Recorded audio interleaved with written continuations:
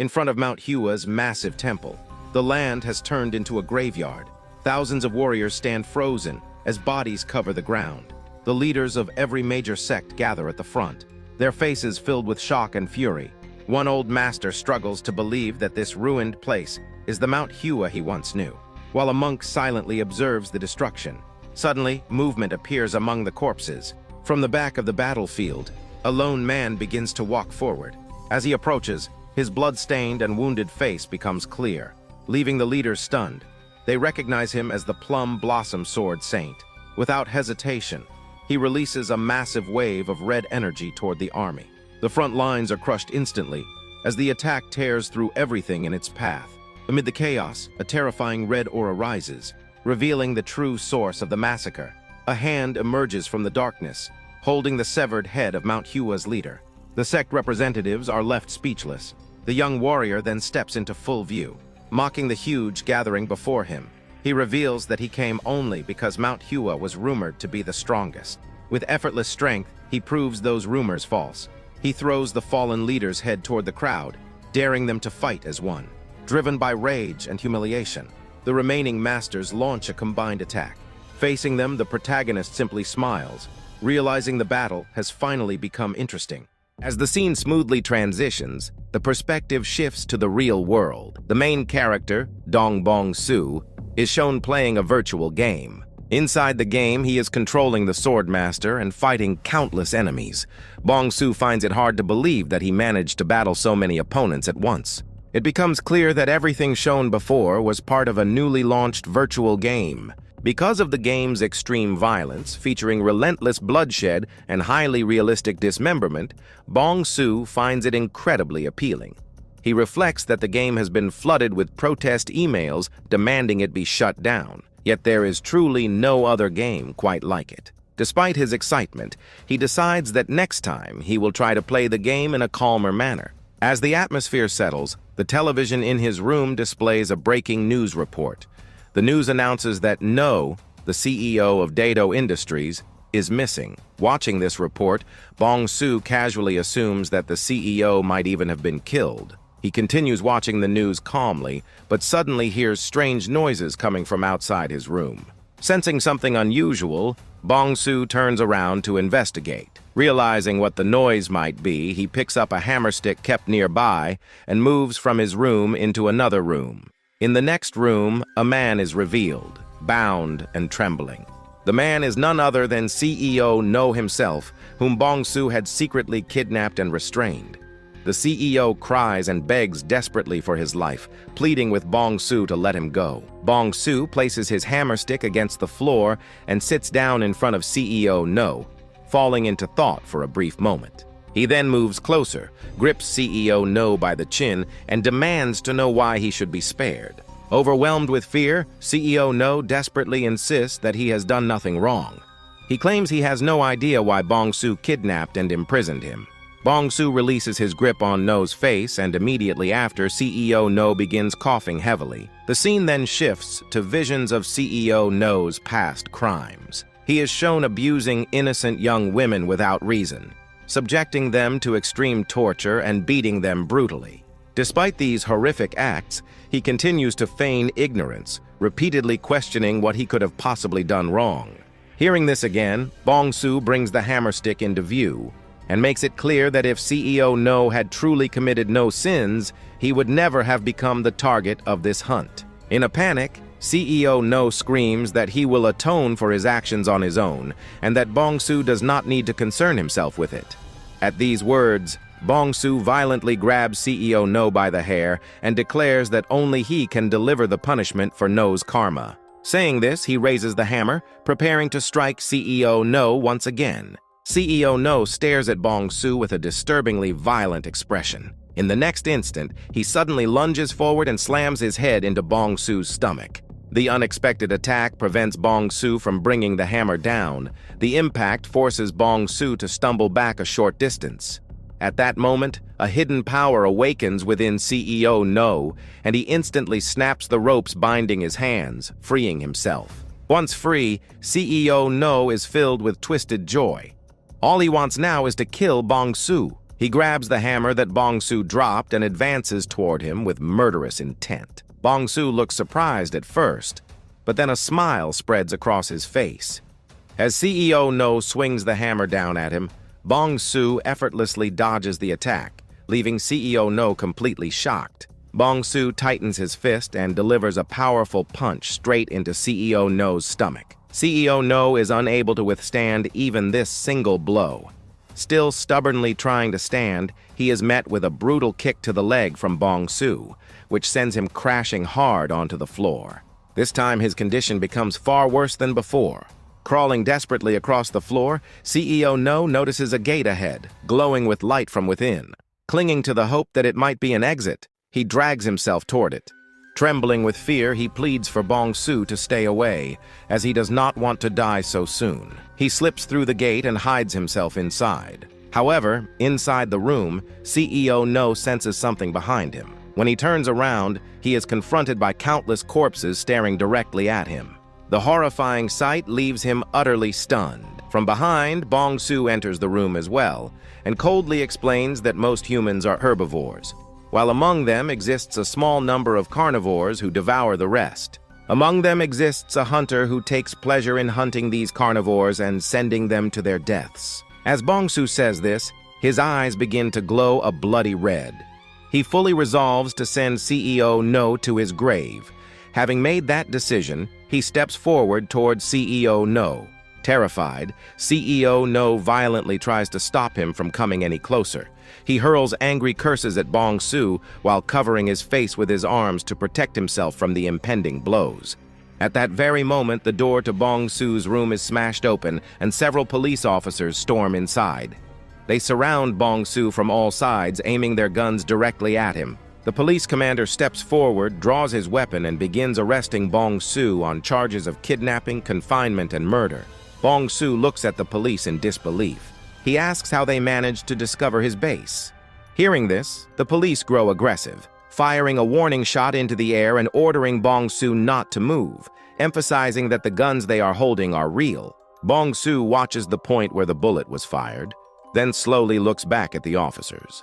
The situation feels eerily similar to the virtual game he was just playing.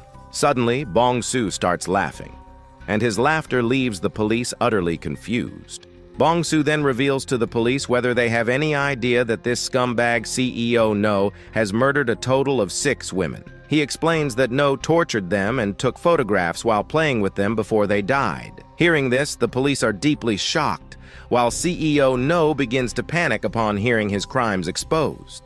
Bong-soo points toward the corpses in the room behind CEO No and further reveals to the police that these lives were forcibly taken by CEO No's own hands. Continuing to describe No, Bong-soo explains that such people are beasts, carnivores who hunt ordinary, innocent individuals. He makes it clear that today he kidnapped CEO No to punish him as part of hunting these very beasts. After saying all this, Bong-soo points at CEO No and states that the one who should be shot by bullets today is not Bong-soo, but someone like CEO No. Hearing this, CEO No becomes utterly terrified.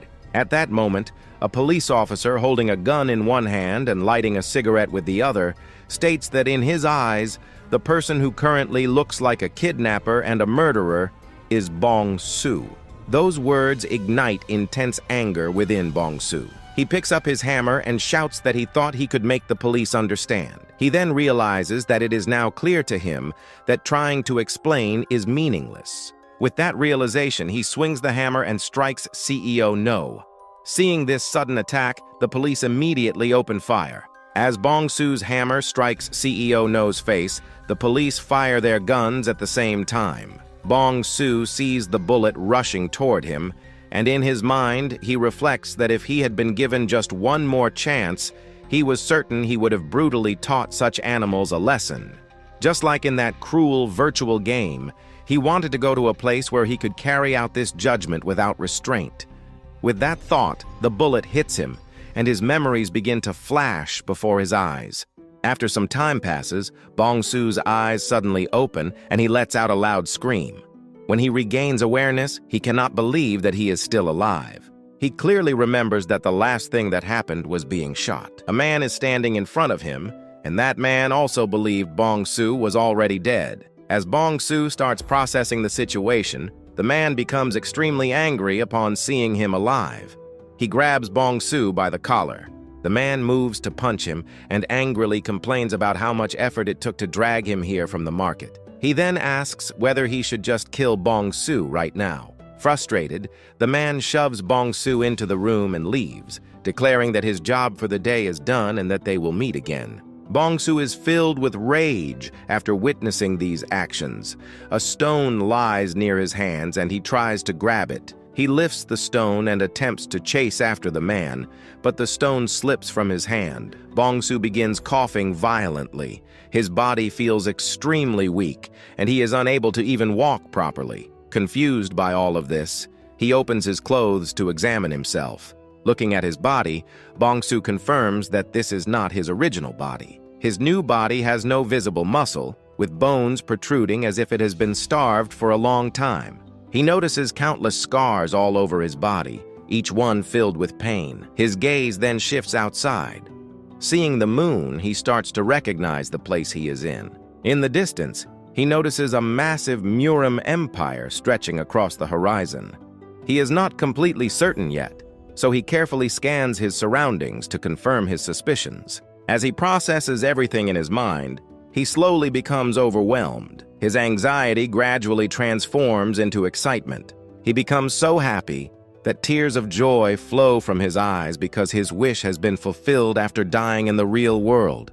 Bong-su begins laughing uncontrollably. At that moment, a message is announced, welcoming player Dong Bong-su to the world of the truly strong Murim Online. Overwhelmed with excitement, Bong-su forms a disturbingly creepy smile. The next scene opens inside the stable, where Sasam is busy cleaning the horses. His hands move mechanically as he scrubs away filth, his body already accustomed to the smell and labor. Before he can finish, Makal appears behind him, pinching his nose in disgust as he gestures for Sasam to come along.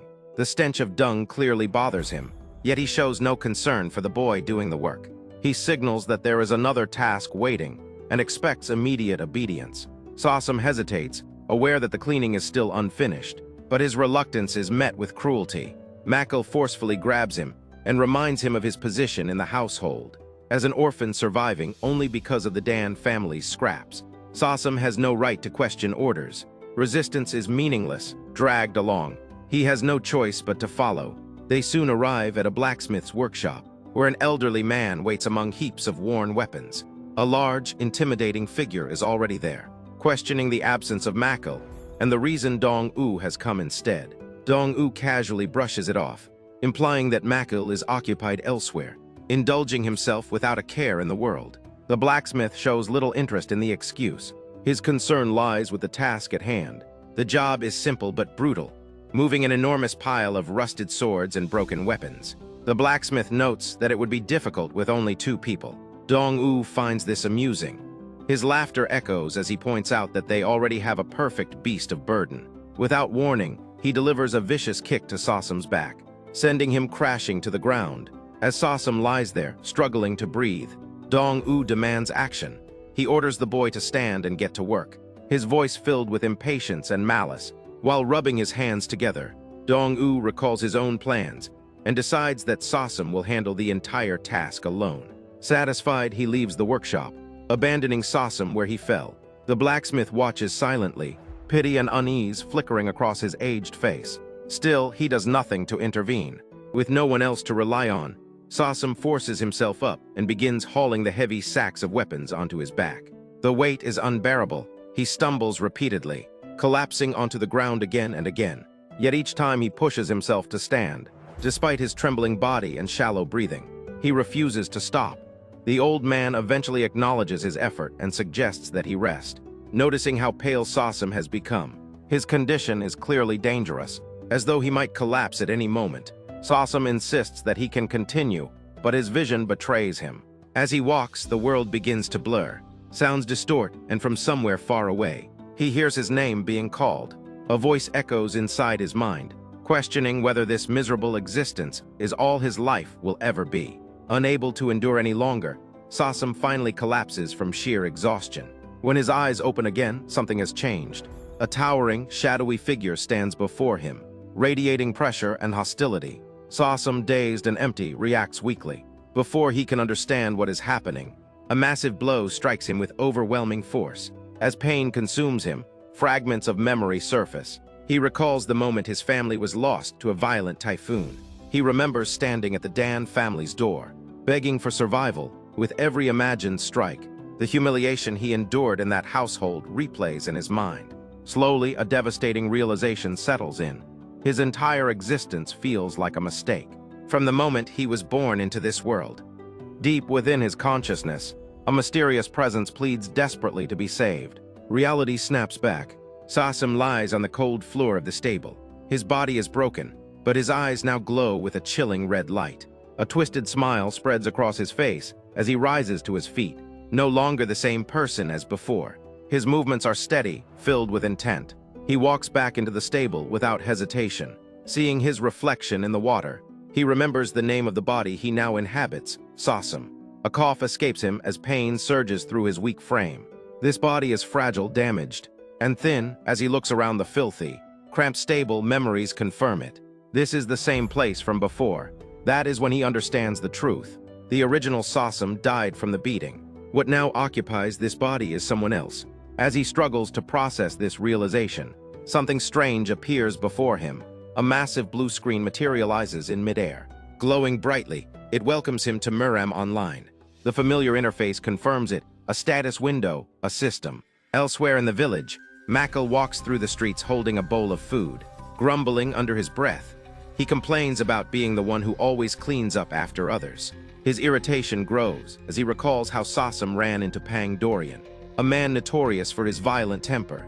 Because of that encounter, the master had been furious, and Makal was forced to deal with the aftermath. Dark thoughts briefly cross his mind. He considers ending the boy's life outright, but quickly dismisses the idea. The risk is too great. Getting caught would cost him his own head. Instead, he vents his frustration by kicking the stable door open and hurling the bowl inside. The food spills across the floor near Sasam, who remains silent. His glowing red eyes observe everything calmly. He begins analyzing his situation. It has been 2 weeks since he awakened in this world. During that time, he has gathered information by listening to Makal and observing his surroundings. The first thing he learned is that the people here speak Chinese, but this place is not China. Nearby, he watches guards training in a courtyard, wielding swords with inhuman speed. Fighters leap through the air, moving faster than any normal human should be able to. Entire formations move in perfect synchronization. Martial arts here are not myths or performances, they are real. This world operates under the laws of Murim. The second discovery is the system itself. The Murim Online status window functions perfectly, yet only he can see it, even with the system's presence. He understands that this world is not virtual. The people here are not artificial constructs. They think, feel, suffer, and live by their own will. They are not NPCs. As he looks at the blue screen, he wonders what he truly is, human or player. The answer no longer matters. This world is real. Suddenly, Dong-U appears at the stable entrance, his expression filled with mockery and rage. He approaches, still angry over being punished in Sasam's place. But this time, Sasam stands up without fear. He calmly picks up the spilled bowl and begins eating the food off the ground without hesitation. This act ignites Dong-U's fury. The brute attacks, but Sasam reacts instantly, blocking the strike with the bowl itself. Shock flashes across Dong-U's face as Sasam counters with a precise punch. His red eyes blaze brighter as he seizes Dong-U by the neck and slams him down with overwhelming force. Dong-U realizes in terror that the boy he once abused no longer exists. What stands before him now is something else entirely. Without mercy, Sasam unleashes his rage. His fists crash down again and again, blood spraying across the floor. The assault continues until Dong-U can no longer resist. Sasam finally stops, standing amidst the carnage as a red aura surrounds him. Closing his eyes, he breathes deeply, reflecting on what he has done. Whether he is human or player is irrelevant. This world follows a single law: only the strong survive. Here, strength decides everything. In this place, he does not need to hide. He is no prey. He is a predator. Beyond the village lies the jungle known as Gango, where even greater and more terrifying beasts roam freely. Thinking of them, a smile forms on his face. Once his body recovers, he will begin hunting again. For true predators, this world is not hell. It is paradise, and in the divine land of Murim, Sasam has finally found where he belongs. Back in the present, Sasam lowers himself beside Dango's lifeless body to recover his strength. There is no satisfaction in killing someone so insignificant, yet something important still needs to be confirmed. With a calm expression, he turns his attention to the corpse, preparing to test a theory that has been forming in his mind. As soon as he focuses, a familiar command takes effect. A massive blue interface materializes before his eyes. The inventory window opens instantly, flooding his vision with light. At first glance, Sasam notices a critical difference. In Murim Online, inventory slots were rigidly divided, each item confined to a single square. Here, however, the space is completely open, one vast, seamless void. Curious, he slowly extends his hand into the floating screen. The sensation is real. The interior space stretches endlessly, easily exceeding 100 pions in volume. His eyes move from his own hand to Dango's body, and a new idea takes shape. Remembering how things once worked in the game, he steps closer to the corpse and presses his hand against the man's face. The reaction is immediate. The body begins to distort unnaturally, flickering like a corrupted image. In an instant, blue light engulfs it, pulling it inward as though swallowed by the void itself. Within seconds, Dango's body vanishes completely, leaving no trace behind. Sasam watches in stunned silence. The usefulness of this ability becomes instantly clear. Disposing of bodies has never been easier. A more dangerous thought follows soon after, whether living beings could also be stored inside, and if so, whether they would remain alive. With a thoughtful expression, he decides that further testing will be necessary. The scene shifts to the following day. In a busy courtyard, several men stand around chatting while Sasam quietly sweeps the ground nearby. Though his movements remain slow and submissive, his attention is sharp. Two guards nearby exchange gossip, laughing openly as they talk. Sasam continues working, listening carefully without raising suspicion. Suddenly, one of the men turns toward him in irritation. Without warning, a harsh slap lands across Sasam's face. The force snaps his head to the side, but he does not resist. Blood trickles down his skin as he lowers his gaze. The guard grows angrier, offended by the boy's silence, and assumes he has suddenly become mute. Sasam responds by pretending confusion, his expression vacant and unfocused. The man grabs him roughly by the clothes, convinced the boy is feigning stupidity. After berating him further, the guard points toward a horse and orders Sasam to take it out for a walk. Sasam bows clumsily, stammering just enough to reinforce the act. Annoyed by his inability to speak properly, the guard dismisses him. Leading the horse through the village, Sasam moves through crowded streets and a lively marketplace. Merchants shout, people bargain, and stalls overflow with goods. His eyes absorb everything: paths, faces, habits, escape routes. Every detail is recorded with cold precision. Suddenly, movement catches his attention. A group of children hide in a nearby alley, watching him with cruel curiosity. One of them suddenly hurls a stone. It strikes Sasam squarely on the head. Pain flashes through him as blood runs down his face. The children burst into laughter, mocking him openly and hurling insults. For a brief moment, something terrifying leaks through. Sasam turns slowly, his presence shifts, and for a split second, his form seems to darken, his red eyes burning with pure fury. The children freeze. One of the boys rubs his eyes, uncertain whether what he saw was real. Then it disappears. Sasam immediately resumes his vacant expression, pretending not to understand what happened.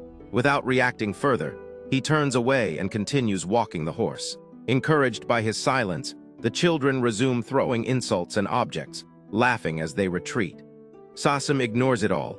His head remains lowered, his steps steady. Insults no longer reach him. Elsewhere, Machil complains loudly as he cleans weapons, grumbling about Dango and the extra work forced upon him.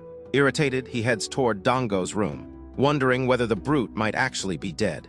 When he opens the door, shock floods his face. Sasam steps out calmly. Inside the room, every weapon has been thoroughly cleaned and neatly organized. The sight leaves Machil confused and uneasy. He wonders if the boy finished not only Dango's work, but his own as well.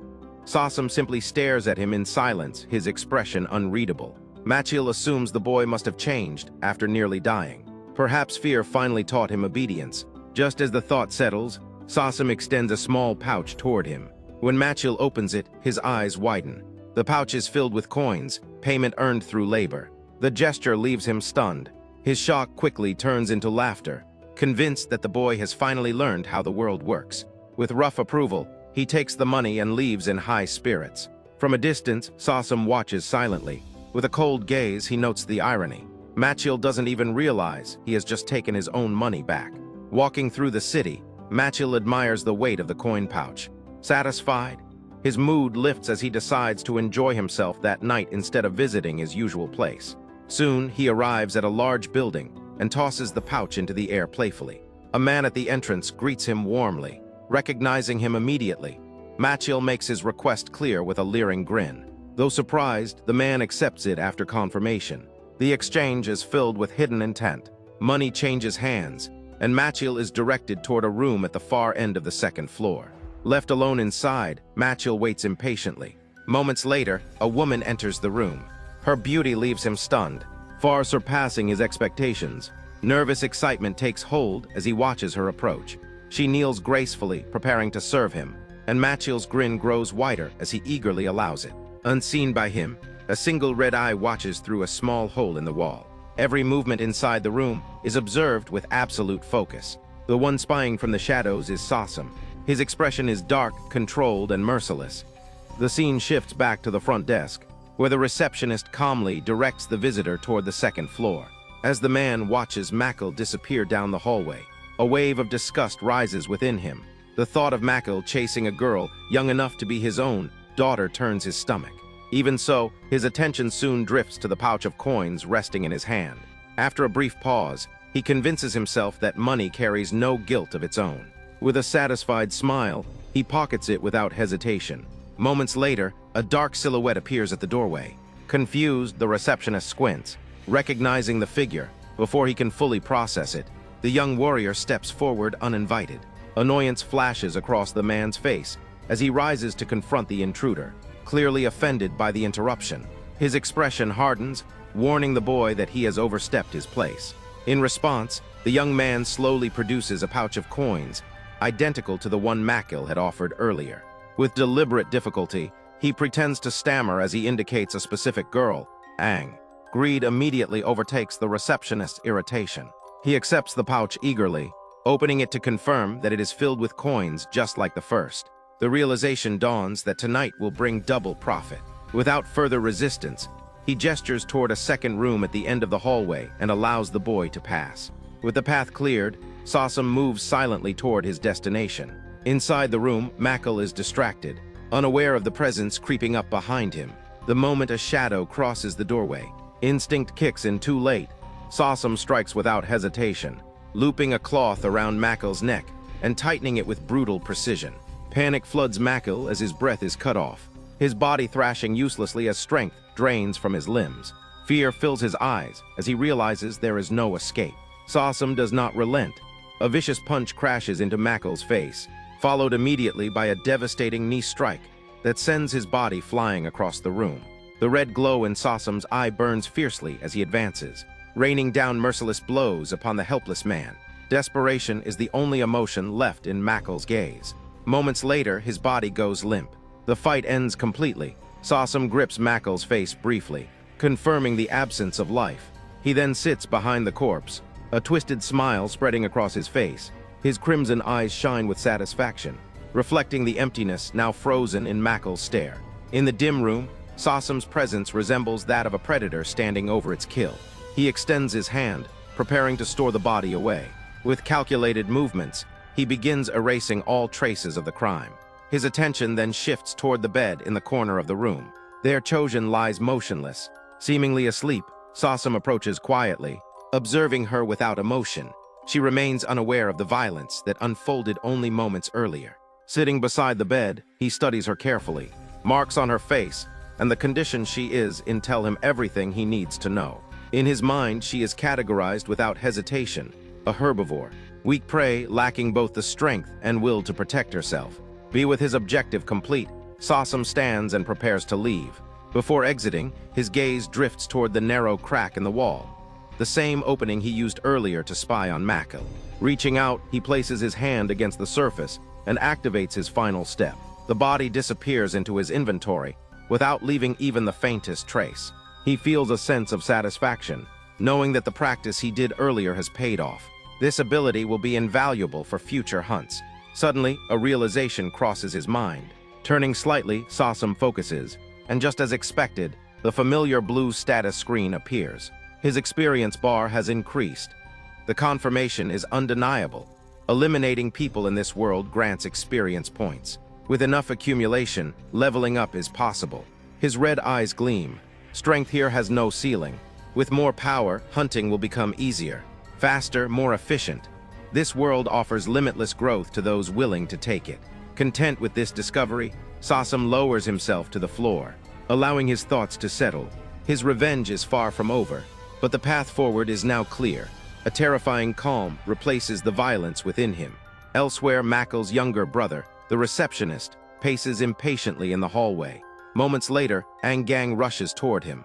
Clearly late, confusion flickers across her face when questioned, but she is quickly ordered inside, apologizing nervously as she disappears into the room.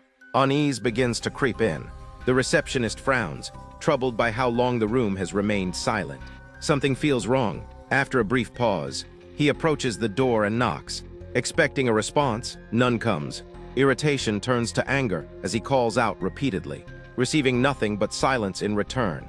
Then, a scream tears through the hallway. Horror surges through him as he crashes through the door without hesitation. Inside, Chojin is curled up on the bed, shaking violently in terror. His eyes widen as the full scene comes into view. From the ceiling hangs a dark figure, swaying slowly. Feet dangle in the air, lifeless. It is Makel. The sight freezes him in place.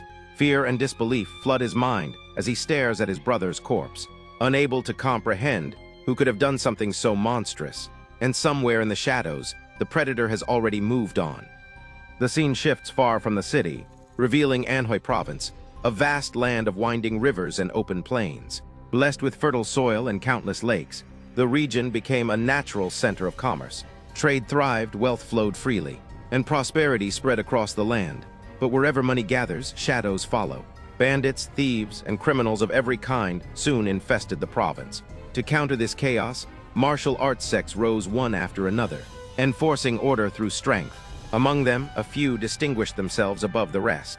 The most renowned lineage was the Naming family, while the largest and most influential power was the Dan family. The Dan family was feared not only for its military might, but also for its intelligence network, the Black Crow Division.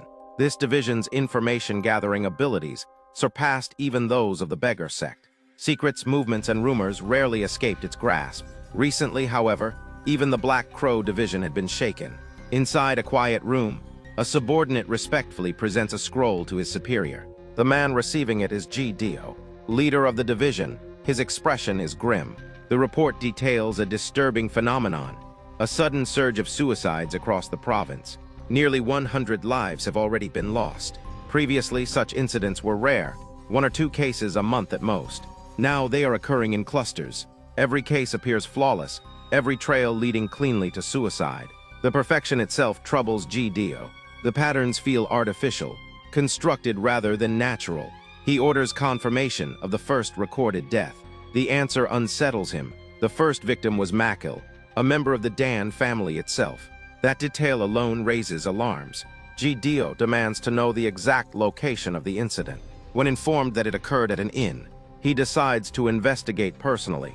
The subordinate is visibly shaken by this decision, but G. Dio insists.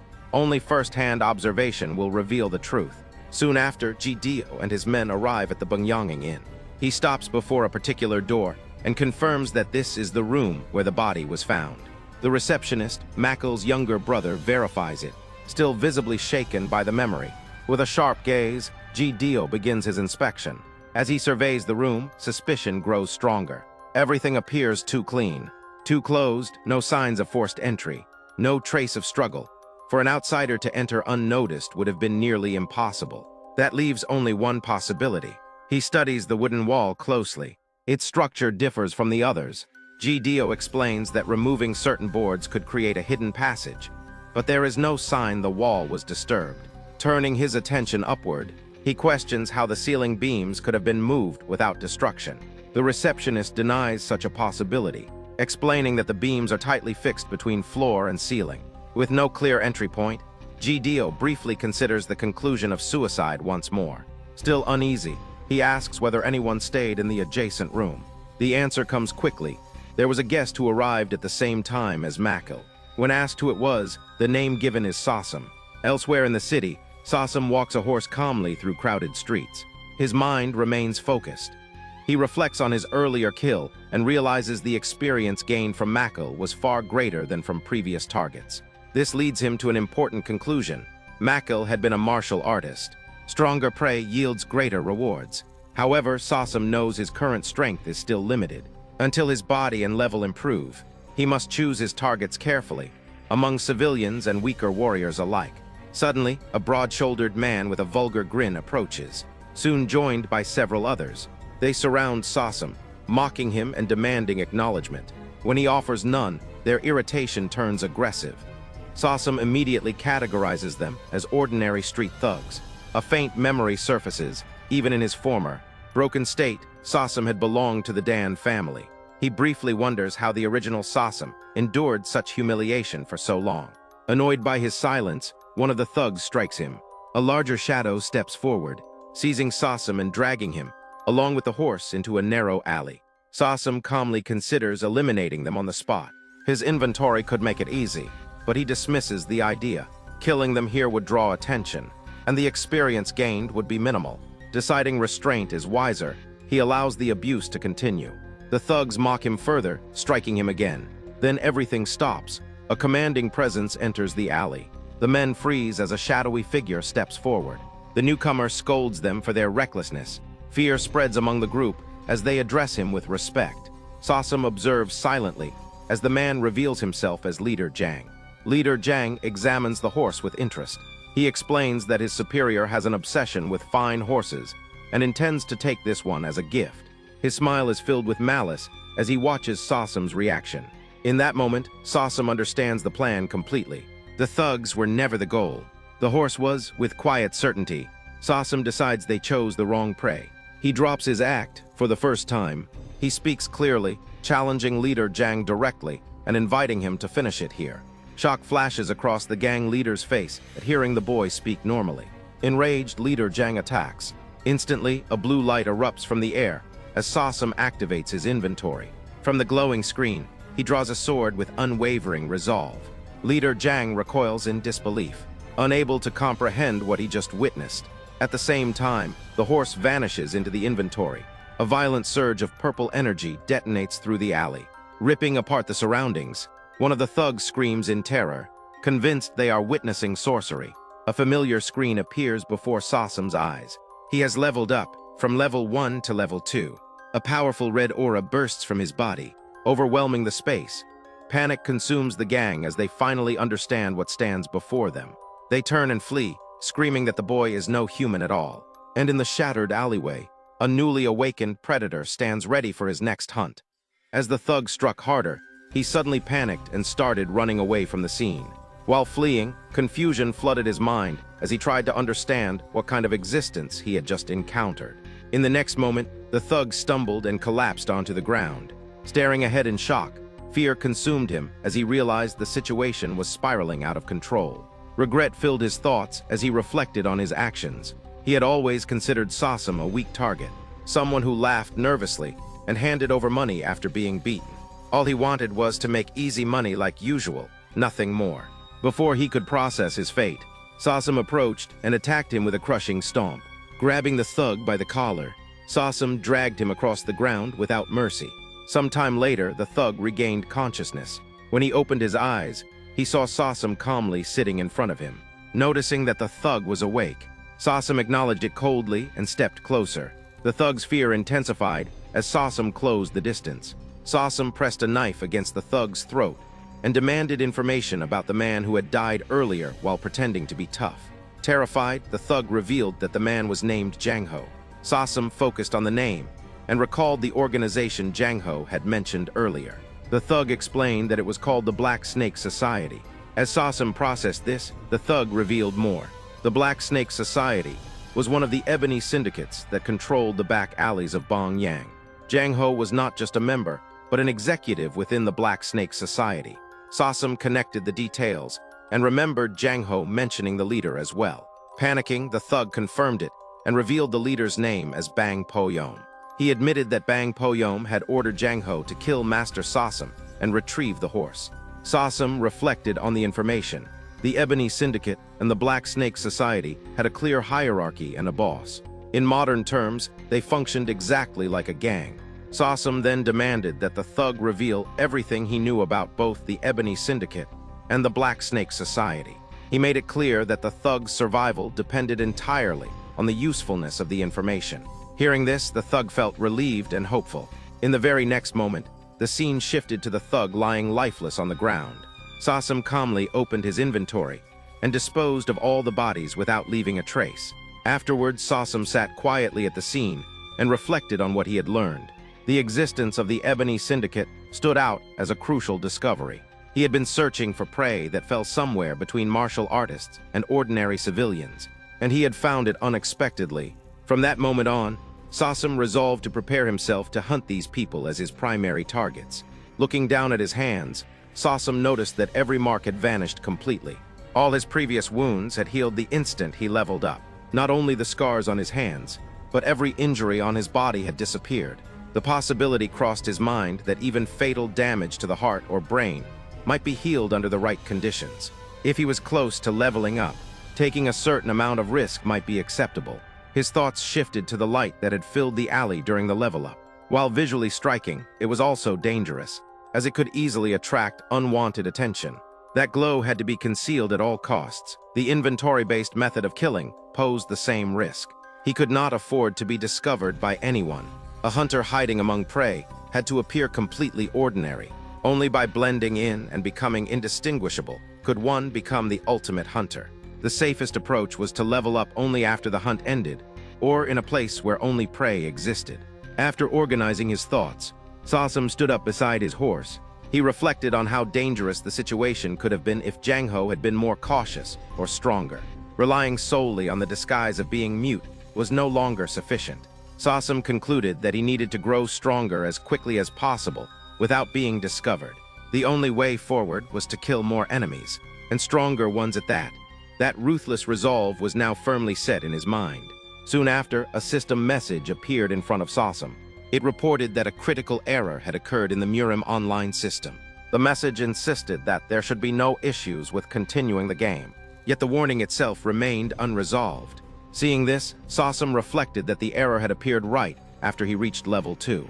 He concluded that the cause was most likely himself, since both the game system and his own existence, which should never have existed in this world, were operating simultaneously. He reasoned that the problem stemmed from this discrepancy. At the same time, he acknowledged that his very presence in this world could already be considered a critical error. Sosum then checked his status window. The stats that had previously been displayed as question marks were now shown as gauge bars. He wondered if this change was also related to the critical error, reasoning that in reality, not everything could be perfectly quantified like a game. Next, Sosum examined his skills within the system. Skills such as stab, slash, block, and throw were listed, along with several others. He recognized these as passive skills commonly generated when creating a character in Murim Online. However, one skill stood out. Spirit Eye was something he had never encountered before. There was no separate description attached to it, leaving its nature unclear. At that moment, the system announced that the activation conditions for Spirit Eye had been met. The skill began casting automatically as an enemy with a level difference of 10 or more had entered within a 20-meter range. As the message persisted, the distance steadily decreased. Observing this, Sosum suspected that the skill functioned as some kind of early warning system. As the distance shortened further, his attention shifted toward the gate. He reasoned that the approaching presence was likely not an enemy. Very few people would dare to break into the Danri clan, and an intruder would not move this slowly. The person approaching was most likely an expert from the Danri clan itself. Sosum still did not know how large the difference of 10 levels truly was, but considering the effort and the risk to life it had taken just to reach level 2, the gap had to be enormous. He calculated how many ordinary people would need to be killed to reach level 10. The number would likely be in the thousands or even tens of thousands. That difference represented the value of those lives, and among the figures of the Danri clan, a likely candidate was approaching. As the door opened, a man stepped inside and placed a hand on Sasam's shoulder. He identified Sasam and asked whether he was the one who had killed Makil. The moment Sasam saw the man, panic set in. The man then circulated internal energy through his hand, sending it deep into Sasam's body. That energy flowed throughout Sasam's entire body, thoroughly inspecting him from the inside. After completing the inspection, the man calmly removed his hand from Sasam's shoulder and left the place along with his subordinates. Sasam remained silent, watching them depart without saying a word. Outside, one of the subordinates questioned why the man had left immediately without conducting a proper interrogation, and asked whether he had been suspicious of the boy. The man acknowledged that he had been suspicious, which was why he had injected internal energy into Sasam's body earlier. He explained that if Sasam had practiced martial arts even slightly, there would have been a clear trace. The subordinate asked about the result. The man explained that Sasam's body was completely empty. He possessed no internal energy at all, and was nothing more than an ordinary person who had never learned martial arts. As they continued walking, the man reflected on whether all those people had truly committed suicide rather than being murdered. If it really was a plague, he wondered how many more lives would be lost before it finally ended. On a night when the moon shone eerily, contrary to Gidio's concerns, the suicide plague vanished from Bangyang. In its place, a new wind of slaughter began to blow through the city. Soon after, heavy rain poured down across the area. Inside a bar, several people sat together drinking alcohol. One of them, while drinking, brought up a certain story to his companion. The companion immediately recognized it as the tale of the nameless swordsman, and noted that there was probably no one left who had not heard of it. The first man insisted that the figure should be called the Great Nameless Swordsman, praising how he was hunting down and killing members of the Ebony Syndicate. The second man warned him to lower his voice, fearing that someone might overhear. Laughing it off, the first man dismissed the concern and declared that among the so-called powerful Ebony Syndicate groups, the White Tiger Unit and the Red Wolf sect had already been completely wiped out. The second man countered that there was still one place left and cautioned that if members of the Black Snake Society heard such talk, the consequences would be severe. The first man confidently replied that their time would come soon as well, declaring that the Great Nameless Swordsman would completely crush the Black Snake Society next. As their conversation continued, another man inside the bar quietly listened to everything. Without saying a word, he finished his drink, stood up, and silently walked out of the bar.